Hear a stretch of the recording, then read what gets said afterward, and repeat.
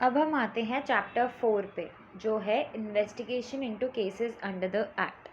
Section 17, persons authorised to investigate. अब इस chapter में ये बताया गया है कि कौन इन्वेस्टिगेशन कर सकता है। सेक्शन 17 कहता है कि कोई भी पुलिस ऑफिसर जो है, जिसकी रैंक ये जो 3 क्लॉजेस में दी गई है उससे बिलो अगर नहीं है, तो उसके पास कुछ पावर्स हैं। पहली पावर है कि वो इन्वेस्टिगेट कर सकता है इस एक्ट के अंदर कोई भी case without the permission of metropolitan magistrate और जीएमएफसी, और दूसरी पावर है कि वो विदाउट वारंट भी अरेस्ट कर सकता है। सिंस वी नो कि इस एक्ट में कॉग्निजेबल केसेस होते हैं, मतलब कॉग्निजेबल ऑफेंसेस ही होते हैं, तो ये ऑलरेडी क्वालिटी है किसी भी कॉग्निजेबल ऑफेंस की कि वहाँ पुलिस ऑफिसर के पास power to arrest without warrant रहती है and power to investigate without the magisterial order भी रहती है। तो ये सेक्शन 17 क्या कहता है, अब ये देखते हैं। ये कहता है कि कोई भी पुलिस ऑफिसर जिसकी रैंक इंस्पेक्टर ऑफ पुलिस से कम ना हो, वो इन्वेस्टिगेट कर सकता है उन केसेस में जहां दिल्ली स्पेशल पुलिस एस्टैब्लिशमेंट लागू होता है। फिर है कि ऐसा कोई भी पुलिस ऑफिसर जिसकी rank assistant commissioner of police से कम ना हो, वो उन केसेस में इन्वेस्टिगेट कर सकता है, जैसे कि बॉम्बे, कैलकाटा, मद्रास, अहमदाबाद में हुए हुए केसेस या कोई भी और मेट्रोपॉलिटन एरिया में हुए हुए केसेस जो सेक्शन 8 ऑफ द सीआरपीसी में नोटिफाई किया गया है कि ये मेट्रोपॉलिटन एरिया है।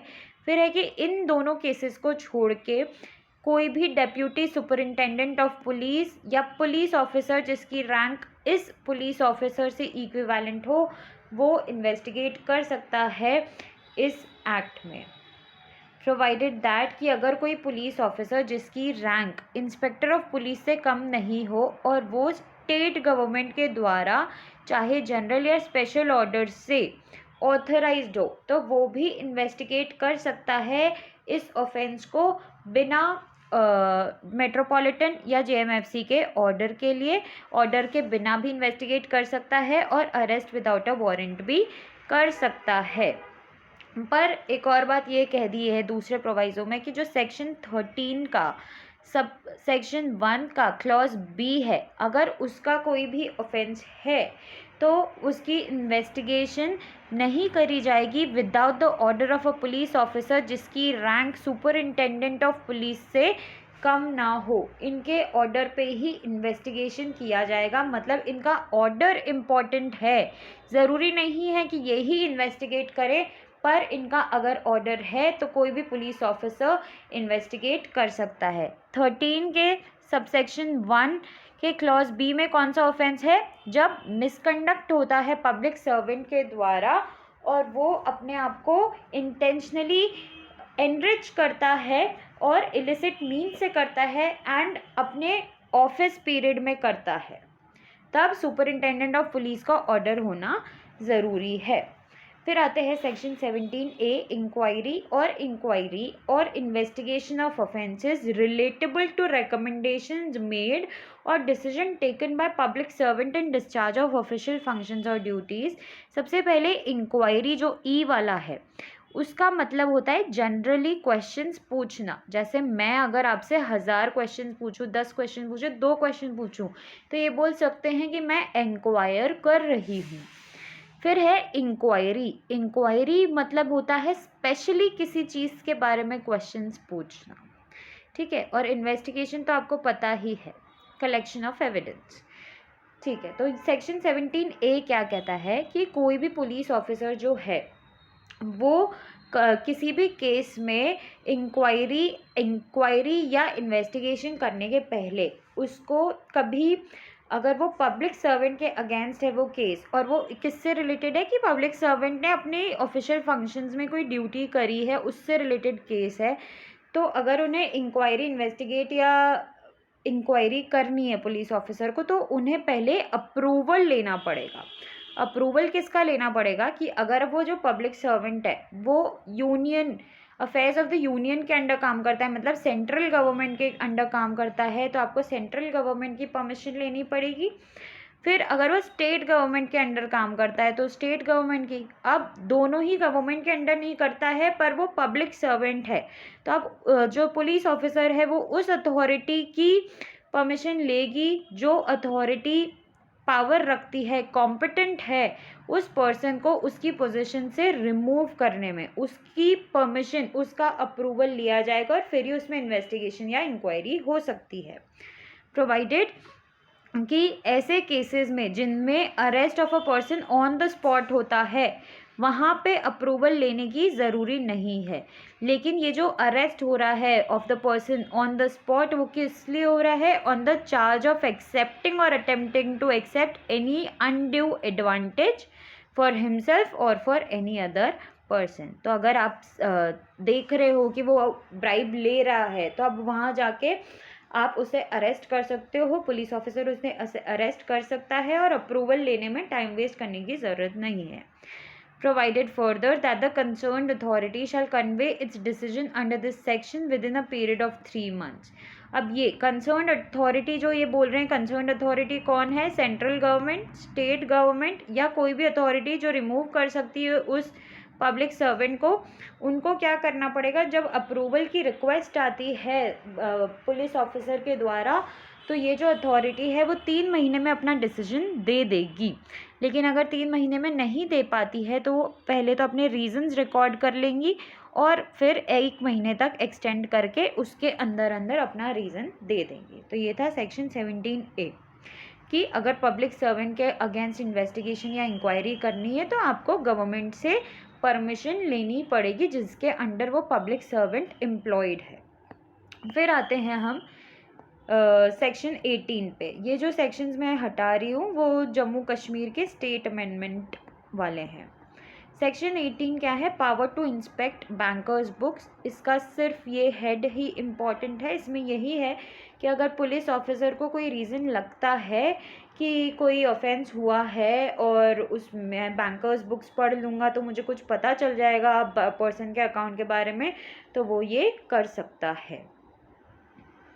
और दूसरी चीज़ ये कि no power under this section in relation to the accounts of any person shall be exercise by police officer below the rank of a superintendent of police. ठीक है, अगर आप सुपरिंटेंडेंट ऑफ पुलिस के नीचे हो तो आप सेक्शन 18 वाली पावर नहीं प्रैक्टिस कर सकते अनलेस आपको स्पेशली ऑथराइज करा हुआ है बाय अ पुलिस ऑफिसर, जो सुपरिंटेंडेंट ऑफ पुलिस खुद ने ऑथराइज करा है आपको या फिर उसके ऊपर के कोई भी पुलिस ऑफिसर ने आपको ऑथराइज करा है, तब आप सेक्शन 18 का पावर यूज़ कर सकते हो, अदरवाइज आप नहीं कर सकते अगर आपकी रैंक सुपरिंटेंडेंट ऑफ पुलिस से कम है तो।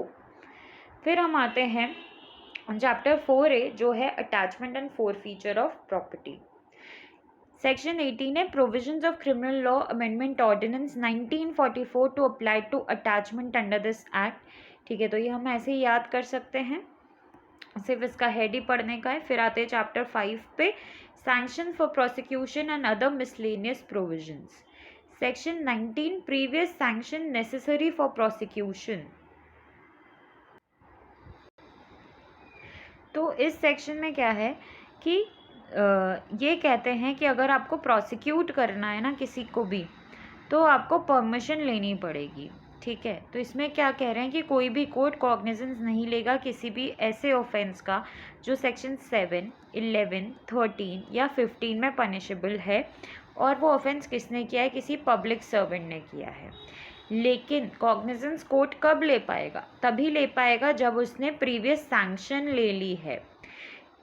अगर वो जो पब्लिक सर्वेंट है वो सेंट्रल गवर्नमेंट के अंदर काम करता था तो सेंट्रल गवर्नमेंट की वही सेम चीज़ है, जैसे पहले पुलिस ऑफिसर को इन्वेस्टिगेट करने के लिए परमिशन लेनी थी, अप्रूवल लेना था, वैसे इस सेक्शन में कोर्ट को सैंक्शन लेनी पड़ेगी गवर्नमेंट की प्रोसिक्यूशन चलाने से पहले, वही सेम अथॉरिटी है। फिर है provided that no request can be made by a person other than a police officer or an officer of an investigation agency or other law enforcement authority to the appropriate government or competent authority as the case may be, for the previous sanction of such government or authority for taking cognizance by the court of any of the offences specified in this subsection। तो ये क्या कहते हैं कि ये जो request आ रही है ना सैंक्शन लेने की कोर्ट के द्वारा, वो रिक्वेस्ट कौन कर सकता है सैंक्शन की? वो रिक्वेस्ट सिर्फ एक पुलिस के द्वारा करी जा सकती है, पुलिस ऑफिसर के द्वारा या ऐसे ऑफिसर के द्वारा जो इन्वेस्टिगेशन एजेंसी में काम करता है या कोई भी और लॉ इन्फोर्समेंट अथॉरिटी का ऑफिसर है। और ये जो रिक्वेस्ट है किसको करी जा रही थी? अप्रोप्रिएट गवर्नमेंट को, जैसे हमने देखा सेंट्रल गवर्नमेंट, स्टेट गवर्नमेंट या कोई भी कॉम्पिटेंट अथॉरिटी को करी जा रही थी। तो प्रीवियस सैंक्शन की रिक्वेस्ट हमेशा पुलिस ऑफिसर या ये वाले ऑफिसर्स ही करते हैं, अनलेस ये जो पर्सन है उसने एक कंप्लेंट फाइल करी है in a competent court about the alleged offences for which the public servant sought to be prosecuted. तो इस इंसान ने क्या करी है? कंप्लेंट फाइल करी है, कॉम्पिटेंट कोर्ट में करी है, अलिजिड ऑफेंसेस अगेंस्ट पब्लिक सर्वेंट के लिए करी है। तो इसका मतलब क्या हुआ कि जहाँ पे एफआईआर दर्ज हुई है वहाँ तो पुलिस ऑफिसर के अलावा कोई भी सैंक्शन के लिए अप्लाई नहीं कर सकता, पर जहाँ पे कंप्लेंट केस है कॉम्पिटेंट कोर्ट में सीधे मजिस्ट्रेट को कंप्लेंट हुई है, वहाँ पे पब्लिक सर्वेंट के अगेंस्ट जिसने भी कंप्लेंट करी है वो भी सैंक्शन के लिए अप्लाई कर सकता है। फिर है the court has not dismissed the complaint under section 203, ये भी होना चाहिए साथ में कि कोर्ट ने डिसमिस नहीं करी है complaint under section 203 of CRPC और डायरेक्ट किया है कंप्लेनेंट को कि तुम जाके अब सैंक्शन ले लो for prosecution against the public servant for further proceeding. तो बेसिकली क्या हुआ कि एक बंदा था, उसने कंप्लेंट फाइल करी कि इस पब्लिक सर्वेंट ने मेरे से अनड्यू एडवांटेज लिया है।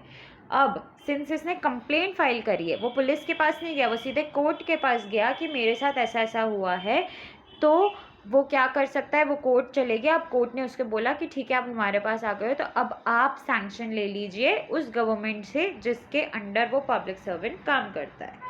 Provided further that in the case of request from the person, जो पुलिस ऑफिसर नहीं है, अगर उससे रिक्वेस्ट आती है तो जो अप्रोप्रिएट गवर्नमेंट या कॉम्पिटेंट अथॉरिटी है वो क्या करेंगे? पहले उस पब्लिक सर्वेंट को एक अपॉर्चुनिटी ऑफ बीइंग हर्ड देंगे और उसके बाद ही सैंक्शन देंगे या नहीं देंगे वो डिसाइड करेंगे।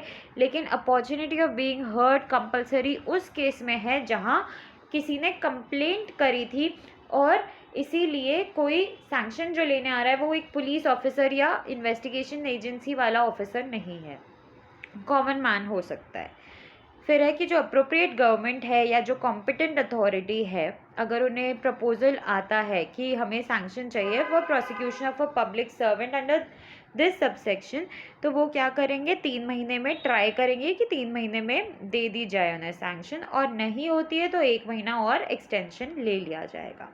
Provided also that the central government may, for the purpose of sanction for prosecution of a public servant, prescribe such guidelines as it considers necessary। तो गाइडलाइंस कौन बना सकता है इस सेक्शन में? वो सेंट्रल गवर्नमेंट बना सकती है। और किससे रिलेटेड गाइडलाइंस बना रही है वो? कि सैंक्शन जो आप दे रहे हो प्रोसिक्यूशन की ऑफ अ पब्लिक सर्वेंट, उसमें आपको क्या क्या चीज़ें ध्यान रखना है। फिर इसमें ये बता दिया है कि पब्लिक सर्वेंट में ऐसा बंदा भी इंक्लूडेड है जो अब ऑफिस होल्ड नहीं करता, पर उसने जो ऑफेंस है वो तब किया था जब वो ऑफिस वो होल्ड करता था। ठीक है। फिर सेकंड सबसेक्शन क्या कहता है इसका कि अगर कोई भी डाउट अराइज होता है कि क्या प्रीवियस सैंक्शन रिक्वायर्ड है, तो जो सेंट्रल गवर्नमेंट है या स्टेट गवर्नमेंट है या कॉम्पिटेंट अथॉरिटी, उन्हें डाउट है कि हम इसको सैंक्शन दे कि ना दे, तो they should choose in the favour of sanction. फिर है third, not with standing anything contained in CRPC, कोई भी फाइंडिंग, सेंटेंस या ऑर्डर जो एक स्पेशल जज ने पास किया है वो रिवर्स या ऑल्टर नहीं किया जा सकता इन अपील, कन्फर्मेशन और रिविजन। किस ग्राउंड पे नहीं रिवर्स किया जा सकता है? On the ground of absence of या फिर एरर, ओमिशन और इरेगुलरिटी इन द सैंक्शन, जो भी सैंक्शन रिक्वायर्ड है। unless in the opinion of that court a failure of justice has in fact been occasioned thereby। इसका मतलब कि अगर absence भी है sanction की लेकिन failure of justice नहीं हुआ है तो उस फाइंडिंग सेंटेंस या ऑर्डर को रिवर्स या ऑल्टर नहीं किया जाएगा अपील कन्फर्मेशन और रिविजन में। फिर है कि कोई भी कोर्ट स्टे नहीं कर सकता प्रोसीडिंग्स अंडर दिस एक्ट इस ग्राउंड पे कि कोई एरर ओमिशन या इरेगुलरिटी है in the sanction granted by the authority unless failure of justice हुआ है। फिर है कि कोई भी कोर्ट प्रोसीडिंग स्टे नहीं कर सकता under this act on any other ground and no court shall exercise the powers of revision in relation to any interlocutory order passed in any inquiry, trial, appeal और other proceedings। Fourth क्या है कि जब आप ये subsection 3 के questions determine कर रहे हो कि क्या एब्सेंस है या एरर है या ओमिशन है इस सैंक्शन में कुछ या फिर कोई फेलियर ऑफ जस्टिस हुआ है तो उन्हें क्या देखना पड़ेगा कि ये जो ऑब्जेक्शन है फेलियर ऑफ जस्टिस वाला क्या ये पहले भी लिया गया था at the earlier stage in the proceedings. मतलब आप ये सोच लो कि इसने पहले ये मुद्दा क्यों नहीं उठाया और अब क्यों उठा रहा है, इस पॉइंट को भी कंसिडर किया जाएगा जब इन तीनों क्वेश्चंस पे डिसाइड किया जा रहा है। फिर आते हैं सेक्शन 20 पे, presumption where public servant accepts any undue advantage. इसमें है कि अगर कोई भी ट्रायल है ऑफ एन ऑफेंस जो सेक्शन 7 में है या 11 में है और ये प्रूव हो जाता है कि जो पब्लिक सर्वेंट है उसने एक्सेप्ट किया है या ऑब्टेन किया है या अटेम्प्ट किया है टू ऑब्टेन फॉर हिमसेल्फ और for any other person any undue advantage, तो प्रिज्यूम क्या कर रहे हैं हम, unless the contrary is prove कि उसने ये जो पब्लिक सर्वेंट है उसने ये जो एक्सेप्टेंस या ऑब्टेन जो किया है वो क्यों किया है, उन्होंने एज अ मोटिव और रिवॉर्ड किया है अंडर सेक्शन 7 कि मैं ये ड्यूटी डिसऑनेस्टली या इम्प्रॉपरली परफॉर्म करूँगा या फिर मैं किसी और से डिसऑनेस्टली या इम्प्रॉपरली परफॉर्म करवाऊँगा एज द केस में बी, या फिर undue advantage without consideration presume करा जाएगा फॉर अ कंसिडरेशन जो इनएडिक्वेट माना जा सकता है अंडर सेक्शन 11। तो प्रिजम्पशन क्या है, मोटिव, रिवॉर्ड या इनएडिक्वेट कंसिडरेशन, और किस बेसिस पे है ये प्रिजम्पशन, जब सिर्फ इतना प्रूव हो जाए कि अनड्यू एडवांटेज लिया था पब्लिक सर्वेंट ने। तो ये था सेक्शन 20। फिर है section 21, accused person to be competent witness। Any person charged with an offence punishable under this act shall be a competent witness for the defense। ये किसके जैसा सेक्शन है, सेक्शन 315 ऑफ CRPC। तो ये जो कॉम्पिटेंट विटनेस है accused, ठीक है, ये मान लिया। दूसरी चीज़ वो एविडेंस दे सकता है on oath in disproof of the charges against him और any other person charged together with him at the same trial, ठीक है। लेकिन दूसरी चीज़ जो ध्यान रखनी है कि अगर वो खुद रिक्वेस्ट करता है आप तभी उसको एज अ विटनेस बुला सकते हो। सेकंड चीज़, अगर वो एविडेंस नहीं दे पाता है तो उसको उसके अगेंस्ट कोई प्रिजम्पशन नहीं रेज किया जाएगा। फिर he shall not be asked, and अगर उसे पूछा है तो ज़रूरी नहीं है कि उससे जवाब मांगा जाए कोई भी ऐसे क्वेश्चन का जिससे उसका कन्विक्शन या कन्विक्शन से रिलेटेड वो जवाब देने के लिए मजबूर नहीं किया जा सकता, ना ही उसके बैड कैरेक्टर से रिलेटेड कोई भी जवाब देने के लिए वो मजबूर किया जा सकता है। वो कभी मजबूर नहीं किया जा सकता इन दोनों चीज़ों के बारे में जवाब देने के लिए, unless the proof that he has committed or been convicted of such offence is admissible evidence to show that he is guilty of the offence with which he is charged। तो ये क्या कह रहे हैं कि अगर उसका कन्विक्शन या उसका बैड कैरेक्टर जो है वो अगर प्रूव होता है तो दैट वुड बी प्रूफ कि उसने अभी जिसका ऑफेंस चल रहा है उसने वो ऑफेंस किया होगा, मतलब उसके ऊपर जो चार्ज लगा है वो उसने किया होगा। तब आप उसको बोल सकते हो कि अपने कन्विक्शन के बारे में बात करे या फिर अपने बैड कैरेक्टर के बारे में वो बात कर सकता है। फॉर एग्ज़ाम्पल, ए ने बी के ऊपर गन चलाई थी, ठीक है, ये क्यों चलाई थी उसने? अटेम्प्ट टू मर्डर में चलाई थी, पर क्या हुआ? बी बच गया। अब दूसरी बार क्या हुआ? ए ने फिर से गन चलाई बी पे, अब उस पर चार्ज लगा मर्डर का। पहले उस पर लगा था 307 का, अब उस पर लगा 302 का। अब यहाँ पे चेंज हो गया। अब यहाँ पे ये जो सेकंड ट्रायल चलेगा ए और बी के बीच में, जब उसने दूसरी बार गोली चलाने की कोशिश की, जो दूसरा ट्रायल है, वहाँ पे फर्स्ट जो कन्विक्शन हुआ होगा इसका 307 में, उसका एविडेंस दिया जा सकता है, क्योंकि उससे उसका मोटिव एस्टैब्लिश होता है और वो एक एडमिसिबल एविडेंस है। ठीक है, तो ये जो प्रूफ है, अगर वो बोलता है कि हाँ मैं कन्विक्ट हुआ था, तो ये क्या है? ये एक एडमिसिबल एविडेंस क्यों माना जा सकता है? क्योंकि ये एक मोटिव एस्टैब्लिश करता है, और मोटिव कहाँ रेलेवेंट होता है? Motive is relevant under section 8 of IEA। तो मतलब ये एडमिसिबल एविडेंस है। क्यों? क्योंकि ये रेलेवेंट है। अगर ये एडमिसिबल है, इसका मतलब वो अपने प्रीवियस कन्विक्शन के बारे में भी बात कर सकता है, क्योंकि उससे कुछ और चीज़ एस्टैब्लिश हो रही है। ठीक है, फिर हम आते हैं सेकंड क्लॉज पे, उस सब क्लॉज पे जो कहता है कि एक और बार कब वो दे सकता है? When he unless he has personally और by his pleader asked any question of any witness for the prosecution with a view to establish his own good character.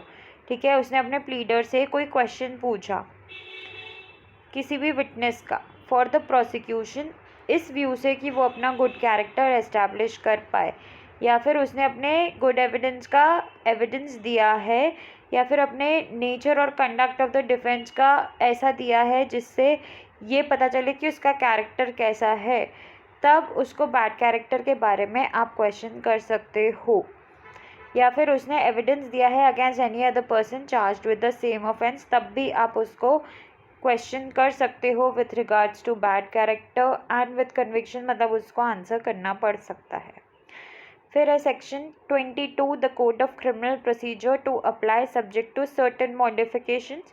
तो ये कहते हैं कि CRPC अप्लाई होगा, पर उसमें क्या क्या नहीं अप्लाई होगा, तो वो दे दिया गया है। This is not very important. फिर आते हैं section 23 particulars in a charge to retain to an offence under section 13(1)A। ये कहते हैं कि अगर कोई अक्यूज चार्ज्ड है इस ऑफेंस का 13(1)A, मतलब misconduct by a public servant, जब वो मिसअप्रोप्रिएट कर लेते कोई प्रॉपर्टी या कन्वर्ट कर लेते टू हिज ओन यूज़, इसका चार्ज अगर लगा हुआ है अक्यूज पे, तो it shall be sufficient to describe in the charge कि कौन सी प्रॉपर्टी जिसके है, जिसके अगेंस्ट, मतलब जिसके लिए ये ऑफेंस किया जा रहा है, एंड डेट्स बता दो कि ये ऑफेंस किन डेट्स के बीच में हुआ था, विदाउट स्पेसिफाइंग पर्टिकुलर आइटम्स और exact dates, and the charge so frame shall be deemed to be a charge of one offence within the meaning of section 219। Since ये मिसकंडक्ट की है और मिसअप्रोप्रिएशन ऑफ प्रॉपर्टी की है, तो इसमें ऐसा हो सकता है कि किसी पब्लिक सर्वेंट ने आज 1 लाख रुपए लिए, फिर 2 लाख लिए, फिर 1 महीने बाद 4 लाख लिए, और ऐसा चलता गया, और हमने बता दिया कि ये 6 महीने का हिसाब है, उसमें इसने अप्रॉक्सीमेटली 1 करोड़ रुपए ले लिए हैं। ये जो है हमने 6 महीने की डेट्स दे दी, और उसके बाद हमने बोला कि आप अब देख लो।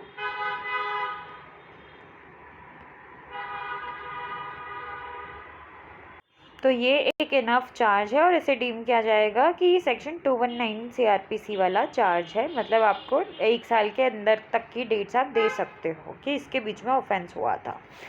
फिर है 25 मिलिट्री, नेवल एंड एयरफोर्स और other law not to be affected. ये कहता है कि ये जो एक्ट है वो अफेक्ट नहीं करेगा जुरिस्डिक्शन जो एक्सरसाइजेबल है, या जो भी प्रोसीजर जो एप्लीकेबल है, या कोई भी कोर्ट या अदर अथॉरिटी जो है किसके अंडर, आर्मी एक्ट के अंडर, एयरफोर्स एक्ट के अंडर, नेवी एक्ट के अंदर, बॉर्डर सिक्योरिटी फोर्स एक्ट के under, coast guard act, national security guard act. तो ये जो एक्ट्स हैं ये अनअफेक्टेड रहेंगे।